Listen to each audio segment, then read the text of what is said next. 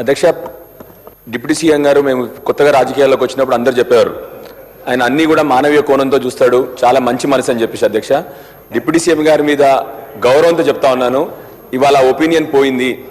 ఎందుకంటే బయట ప్రతి వారం అధ్యక్ష నేను కాన్స్టిట్యున్సీ పోగానే పాపం రిటైర్డ్ ఎంప్లాయీస్ అందరూ వచ్చి ఎంత బాధేస్తా ఉంది అధ్యక్ష. నిన్న మళ్ళీ ఒకసారి అధ్యక్ష ప్రతి ఒక్క గవర్నమెంట్ ఎంప్లాయీ నిన్న నా దగ్గరకు వచ్చినారు, నిన్న కాన్స్టిట్యున్సీ పోతే, సార్ మా పిఆర్సీ గురించి మాట్లాడండి, మా 5 డిఏల గురించి మాట్లాడండి అని చెప్పి పట్టుబడతా ఉన్నారు అధ్యక్ష. బయట వాళ్ళ అందరు ఎమ్మెల్యేలు ఎంపీల ఆఫీస్ చుట్టూ తిరుగుతా ఉన్నారు.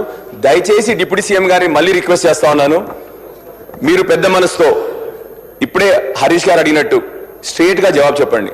ఎప్పుడు ఇస్తారు మీరు డిఏలు, ఎప్పుడు పిఆర్సీ అపాయింట్ చేస్తారు మీరు అని చెప్పి స్ట్రైట్ గా ఆన్సర్ చేయాలని చెప్పి మీ అందరు కోరుతాను. అదే విధంగా పెన్షనర్ల బకాయిలు ఎప్పుడు ఇస్తారు? వాళ్ళు నిజంగా అధ్యక్ష మీ అందరికి తెలుసు, అందరు కూడా 60 ఏళ్ళు దాటిన వాళ్ళు, వాళ్ళు పెన్షనర్లు అంటే వాళ్ళ ఆరోగ్యానికి కానీ వాళ్ళ ఇంట్లో పెళ్లిళ్ళకి కానీ వాళ్ళ ఇంట్లో దేనికి కూడా డబ్బులు లేని పరిస్థితి వాళ్ళ అధ్యక్ష.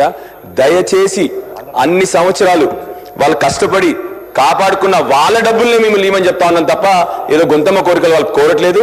దయచేసి మీరు రెస్పాండ్ అవ్వాలని చెప్పి డిప్యూటీ సీఎం గారిని కోరుతానని అధ్యక్ష.